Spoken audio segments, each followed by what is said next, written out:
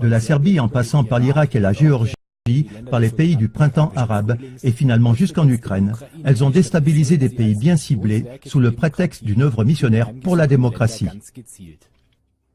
Les organisations non gouvernementales ou ONG sont des organisations privées qui n'agissent pas sous le mandat d'un gouvernement.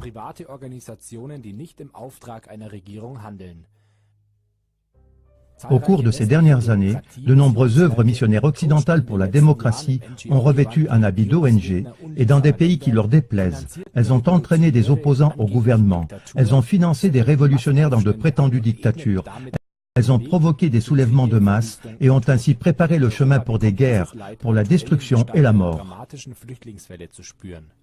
L'Europe ressent actuellement cette souffrance sous la forme dramatique d'une vague de réfugiés. Ce n'est pas parce qu'aucun gouvernement officiel ne se trouve derrière elle que les organisations non gouvernementales, nous ne les appellerons plus dorénavant que ONG, ne sont pas moins dangereuses. Tout au contraire, les ONG les plus puissantes au monde agissent dans la hiérarchie du pouvoir et même nettement au-dessus de certains gouvernements. Elles sont ensuite entremêlées avec d'autres réseaux d'ONG influentes. Celles-ci aiment se vanter d'agir de manière privée et indépendante du gouvernement. Par exemple, des œuvres d'entraide nobles leur permettent d'avoir des prétendues civilisations ouvertes dans des pays sous-développés. Mais c'est précisément le problème. Les bellicistes les plus puissants de la Terre ne sont plus depuis longtemps plus des États et des gouvernements, mais des groupes privés qui tiennent ces États et ces gouvernements en laisse.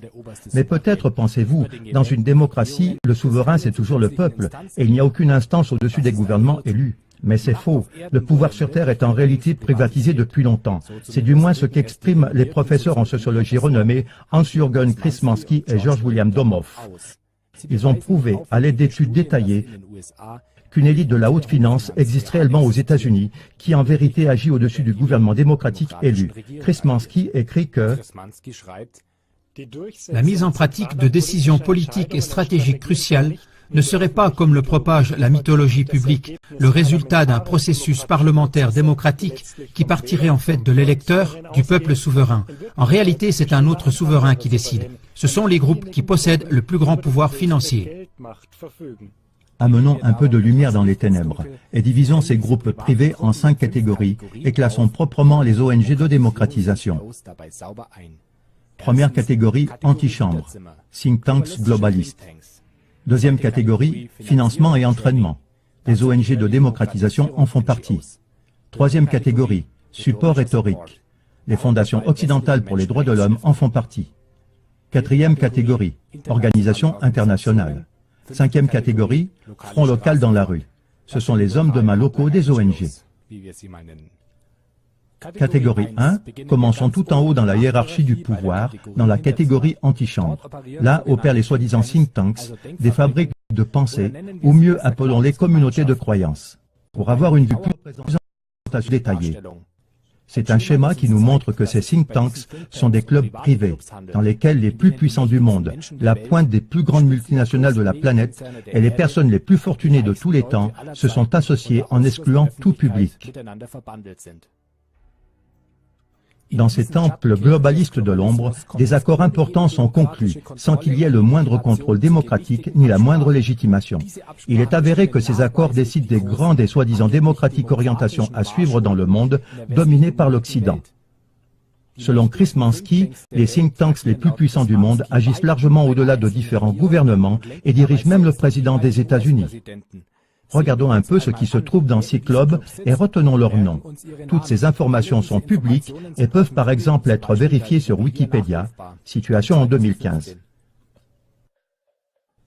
L'Institut Brookings. L'Institut Brookings est considéré comme l'un des plus puissants think tanks du monde. Pour mémoire, plus nous verrons fréquemment des personnes, des entreprises et des organisations dans ce documentaire, plus grand sera le triangle de signalisation jaune en bas à droite dans l'image correspondante. Le chiffre dans le triangle jaune indique le nombre de fois que la personne, l'institution ou l'entreprise est représentée dans notre schéma. Les banques, assurances et financiers engagés chez Brookings. Pour une étude plus attentive, le documentaire peut être mis sur pause. Groupe pétrolier, fondation, armement et industrie. Exemple pour d'autres multinationales. Poursuivons avec l'International Crisis Group. Quand il s'agit de questions sur la guerre, l'ICG est l'interlocuteur principal des gouvernements occidentaux et organisations internationales comme les Nations Unies, l'UE et la Banque mondiale. Conseil d'administration remarquable. Veuillez prendre note des triangles jaunes. Supporter remarquable. Conseiller important. Ensuite, le Council on Foreign Relations, un groupe d'élite avec 4500 membres. Fondé en 1921 à New York par les banquiers juifs Paul Warburg et Otto Hermann Kahn et leurs amis. Publie le journal Foreign Affairs, qui est décrit par le Washington Post comme la Bible de la pensée en politique extérieure. Big Money, représenté dans le Council on Foreign Relations. Big Oil, géant de la communication, multinationale pharmaceutique, grand groupe dans l'armement et l'industrie, conglomérat médiatique, lobbyiste et géant des relations publiques, industrie de la consommation. Une petite sélection de membres importants. David Rockefeller, George Soros, Mitt Romney, John McCain, George Herbert Walker Bush, Bill Clinton, Hillary Clinton, Jimmy Carter, Al Gore, Henry Kissinger, Zbigniew Brzezinski, John Negroponte, chef de l'ensemble des 17 services secrets américains, Janet Yellen, présidente de la Fed, Lloyd C. Blankfein, directeur en chef de Goldman Sachs, Benjamin Sherwood, président de ABC, Rupert Murdoch, fondateur et PDG de News Corp et Fox News, Ronald Lauder, président du Parlement mondial juif, Robert Zoellick, 11e président de la Banque mondiale, Jeffrey Bekes, président de Time Warner. Il y a aussi des juges suprêmes américains comme John Roberts, Ruth Bader Ginsburg, Stephen Breyer, des généraux et chefs des services secrets des USA comme Stanley A. McChrystal, David Petraeus, John R. Allen, le cinéaste Lawrence Bender, les stars de cinéma Angelina Jolie et George Clooney. Souvent, les deux candidats à la présidence américaine qui se présentent comme rivaux pendant la campagne électorale ont tous les deux un lien avec le CFR, comme Barack Obama et Mitt Romney. Pour comprendre le pouvoir énorme du CFR, on doit savoir qu'aussi bien les idées que les plans pour les projets de l'ONU, de l'OTAN, de la Banque mondiale, du FMI et le plan Marshall ont été créés directement dans les antichambres de ces communautés de croyances. Cela est vérifiable dans n'importe quel bon dictionnaire. Quel que soit le désir de ces organisations internationales de se présenter comme neutres et globales, elles ne sont en réalité rien d'autre que les fruits des puissants de la catégorie 1. Conclusion. Avec une telle concentration du pouvoir dans un seul club d'élite privée, le souverain, c'est-à-dire le peuple, devrait en avoir le tournis. Le professeur en sociologie George William Domoff de la University of California a dit qu'on ne peut pas estimer assez haut l'importance de cette union du CFR pour la compréhension des motifs principaux et des axes de base de la politique mondiale américaine. Il dit par ailleurs que la plupart des citoyens ne soupçonnent même pas l'existence d'une telle instance. Venons-en à la Chatham House. La Chatham House est la secte britannique partenaire du CFR américain et compte 75 multinationales et 2770 membres. Elle se trouve sous le parrainage de la reine Elisabeth II. Ses projets clés les plus importants sont financés et sponsorisés par la Fondation Rockefeller, la Fondation Bill et Melinda Gates, la Fondation Konrad Adenauer, l'OTAN et l'UE. Les journaux publiés par la Chatham House International Affairs et The World Today comptent parmi les principaux organes spécialisés de la politique internationale. Big Money et Big Oil. Médias. Industrie de la consommation. Fondations. Géants de la communication. Autres branches industrielles. Multinationales pharmaceutiques. La Chatham House ne brille pas par sa transparence. La règle de Chatham House est une clause de confidentialité qui est aussi valable lors des conférences Bilderberger et dans le Council on Foreign Relations, mentionné tout à l'heure. Elle stipule que les participants à des réunions internes n'ont pas le droit de révéler de nom ni d'identité. Pour résumer la catégorie 1, donnons encore une fois la parole au professeur émérite en sociologie à l'Université de Münster, Hans-Jürgen Krismanski. Ces groupes de discussion politique, think tanks, constituent le noyau du pouvoir politique du système d'influence des élites, de l'argent et du pouvoir. Au final, on garantirait ainsi que seules les règles et les lois de l'entité commanditaire sont appliquées. Ce sont donc des think tanks puissants qui décident de la politique occidentale et de ses filiales en Allemagne. Comme par exemple en Allemagne, la Atlantic Brücke, qui compte des personnes comme Angela Merkel, Joachim Gauck et le présentateur de ZDF Klaus Kleber, etc. Ou bien la Société allemande pour la politique extérieure. Ces deux filiales exécutent ensuite volontiers et avec empressement ces instructions venant d'en haut. Mais il y a des pays qui ne participent pas à ce jeu avec autant de zèle que le fait l'Allemagne de manière aussi exemplaire. Alors, on donne à ces pays quelques cours de rattrapage en matière de démocratie. Et ce sont les ONG soi-disant bienfaisantes de la catégorie 2, financement et entraînement, qui les mettent en œuvre. Catégorie 2. Nous commençons avec l'exemple de l'Open Society Foundations.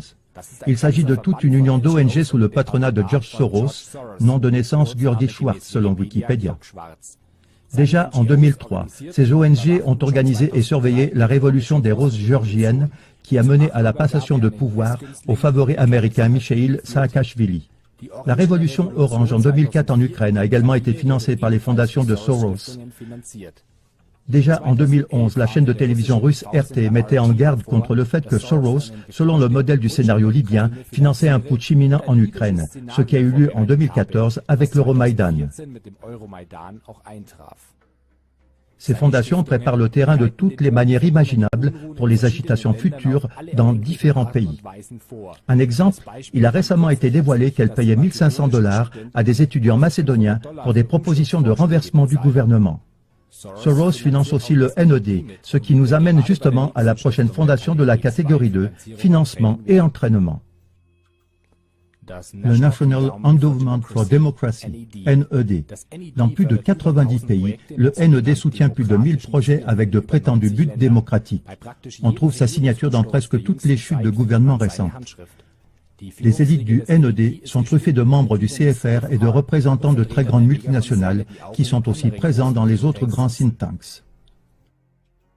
Le fondateur du NED, Allen Weinstein, le dit clairement. Une bonne partie de ce que nous faisons aujourd'hui était fait en secret par la CIA il y a 25 ans. Même le New York Times reconnaît dans un petit article que le NED avait orchestré le printemps arabe de manière déterminante. Movements.org. C'est une ONG de démocratisation spécialisée dans les émeutes de jeunes qui a par exemple construit le mouvement égyptien de la jeunesse du 6 avril en faisant d'un petit groupe Facebook insignifiant le mouvement dirigeant de la révolution égyptienne en 2011. Elle est financée par le même conglomérat de multinationales qui est aussi représenté dans les think tanks les plus élevés, comme par exemple Google, Facebook, CBC News, MSNBC, Pepsi, etc. De plus, Movements.org est aussi relié directement au ministère des Affaires étrangères américain. D'autres exemples d'ONG de la catégorie 2, financement et entraînement. Fondation Ford, Fondation Oak, Trust Sigrid Housing, Fondation Rockefeller. Ensuite, les ONG de la catégorie 2 financent et entraînent le front local dans la rue, donc la catégorie 5. Cette dernière se compose, dans des pays au gouvernement déplaisant, de petits groupes contestataires qui, selon le besoin, sont érigés comme héros médiatiques de la liberté et de la démocratie. Quelques groupes comme exemple. Nous en venons à la catégorie 5, Opter Canvas en Serbie. a mis en scène la chute du gouvernement serbe en 2000. Canvas, l'organisation qui remplace Optor, financée par les États-Unis, soutient jusqu'à aujourd'hui ce qu'on appelle les révolutions de couleur dans le monde entier. Hope on Ukraine. L'exemple en Ukraine.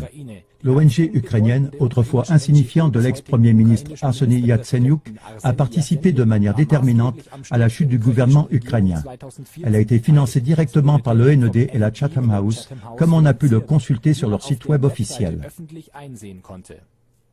Le mouvement de jeunesse du 6 avril cité plus haut, l'exemple pour l'Égypte, faisait partie des héros de la révolution égyptienne de 2011 qui ont été fêtés. D'autres exemples d'ONG exécutantes locales. Free Malaysia Today, Prachatai, Tutsi Riot, Open Russia, Democratic Alternative Da, Arab Commission for Human Rights, Bahrain Center for Human Rights, The Young Revolution Führerin Ansar Kadi, comme exemple pour le Yémen, le Front National pour le sauvetage de la Libye, etc. Presque tous les pays du monde hébergent de telles stations de mission locales. Une remarque au passage. Ces dernières années, la Russie a commencé à soumettre les ONG d'infiltration financées par les globalistes à une obligation d'autorisation. Les médias occidentaux essaient maintenant de faire croire que c'est la plus grande preuve de l'évolution de plus en plus totalitaire de la Russie de Vladimir Poutine. Pourtant, la même obligation d'autorisation pour les ONG financées par l'étranger s'applique aux États-Unis et en Israël depuis des décennies.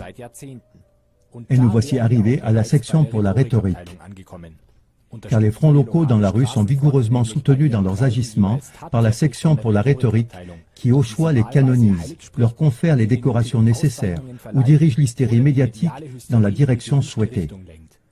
Dans la catégorie soutien rhétorique, on trouve des ONG telles que catégorie 3, Human Rights Watch, ONG également financée par George Soros. En mai 2014, plus de 100 universitaires du monde entier ont critiqué dans une lettre ouverte la collusion de Human Rights Watch avec la CIA et de hauts cercles du gouvernement américain et de leurs hommes de main. Médecins sans frontières, MSF. Un exemple, la crise humanitaire exagérée par MSF, qui a été le motif des bombardements de l'OTAN sur Belgrade dans le conflit au Kosovo, n'a jamais pu être authentifiée lors d'enquêtes ultérieures. Mais depuis, les USA ont construit une énorme base militaire au Kosovo. Un autre exemple, Amnesty International. Voici par exemple le lien entre Amnesty et la Chatham House. Un ancien membre du conseil d'administration d'Amnesty USA, le professeur Francis Boyle, a mis en garde contre le fait qu'Amnesty International et Amnesty USA sont des outils impérialistes. En décembre 1990, par exemple, Amnesty International a publié ce qu'on appelle le mensonge des couveuses qui a légitimé la première guerre d'Irak. Ensuite, Reporters sans frontières. ONG également financée par le NOD, Soros, etc. La sélection des pays a dénoncé en matière de liberté de la presse qu'elle s'oriente en fait parfaitement selon la liste noire du ministère des Affaires étrangères américain. Les États-Unis eux-mêmes et leurs alliés ne doivent pas craindre de critiques fondamentales. Ainsi, par exemple, l'assassinat en avril 1999 de 16 membres du personnel de la station de télévision yougoslave RTS par une attaque aérienne de l'OTAN n'a même pas été mentionné dans le rapport annuel de Reporters sans frontières. Ensuite, un exemple d'une organisation qui donne à ses fondateurs les décorations nécessaires, la IWMF. C'est la Fondation internationale des médias féminins, un club qui, sous le prétexte de distinguer des journalistes courageuses, finance et soutient la haine parmi le peuple dans des pays déplaisants. Nous allons nous permettre ici de jeter un coup d'œil plus en détail sur les entreprises et organisations impliquées, car nous les connaissons déjà.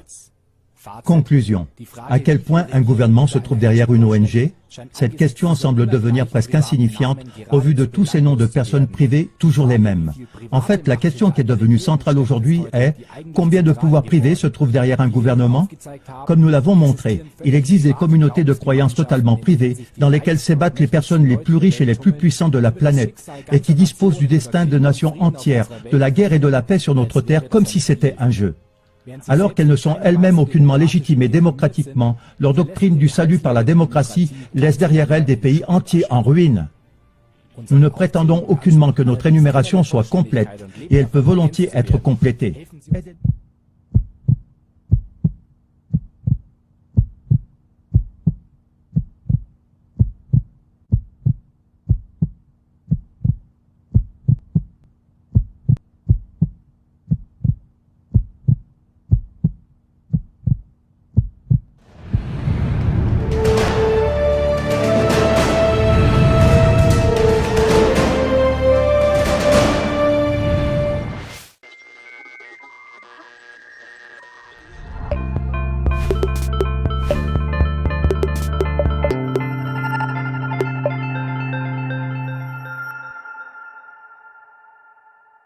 lesquels les plus puissants du monde, la pointe des plus grandes multinationales de la planète et les personnes les plus fortunées de tous les temps se sont associés en excluant tout public.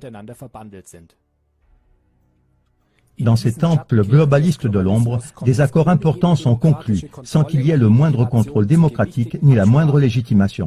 Il est avéré que ces accords décident des grandes et soi-disant démocratiques orientations à suivre dans le monde, dominées par l'Occident.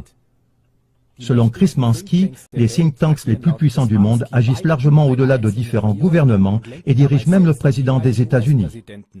Regardons un peu ce qui se trouve dans ces clubs et retenons leurs noms. Toutes ces informations sont publiques et peuvent par exemple être vérifiées sur Wikipédia, situation en 2015. L'Institut Brookings. L'Institut Brookings est considéré comme l'un des plus puissants think tanks du monde. Pour mémoire, plus nous verrons fréquemment des personnes, des entreprises et des organisations dans ce documentaire, plus grand sera le triangle de signalisation jaune en bas qui partirait en fait de l'électeur, du peuple souverain. En réalité, c'est un autre souverain qui décide. Ce sont les groupes qui possèdent le plus grand pouvoir financier. Amenons un peu de lumière dans les ténèbres et divisons ces groupes privés en 5 catégories et classons proprement les ONG de démocratisation. Première catégorie, antichambre, think tanks globalistes. Deuxième catégorie, financement et entraînement. Les ONG de démocratisation en font partie. Troisième catégorie, support rhétorique. Les fondations occidentales pour les droits de l'homme en font partie. Quatrième catégorie, organisation internationale. Cinquième catégorie, front local dans la rue. Ce sont les hommes de main locaux des ONG. Catégorie 1, commençons tout en haut dans la hiérarchie du pouvoir, dans la catégorie antichambre. Là opèrent les soi-disant think tanks, des fabriques de pensée, ou mieux appelons-les communautés de croyances. Pour avoir une vue plus détaillée. C'est un schéma qui nous montre que ces think tanks sont des clubs privés. Dans le Rennes, elles ont déstabilisé des pays bien ciblés sous le prétexte d'une œuvre missionnaire pour la démocratie. Les organisations non gouvernementales ou ONG sont des organisations privées qui n'agissent pas sous le mandat d'un gouvernement.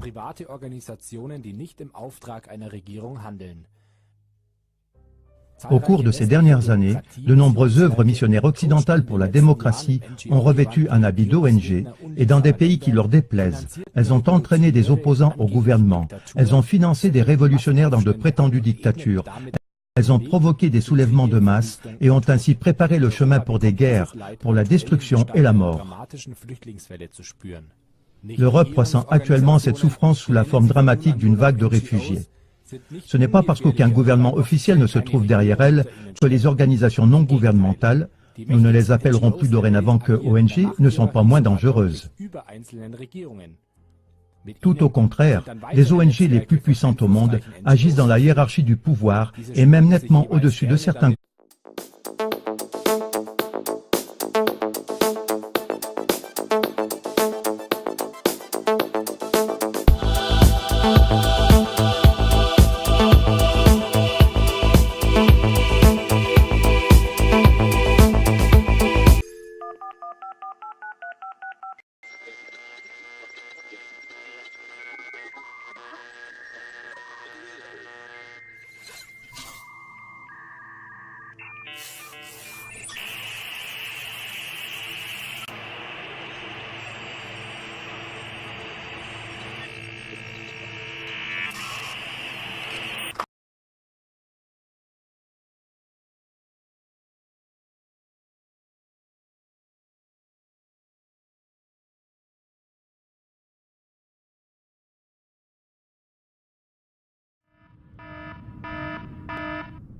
De la Serbie en passant par l'Irak et la Géorgie, par les pays du printemps arabe et finalement jusqu'en gouvernement.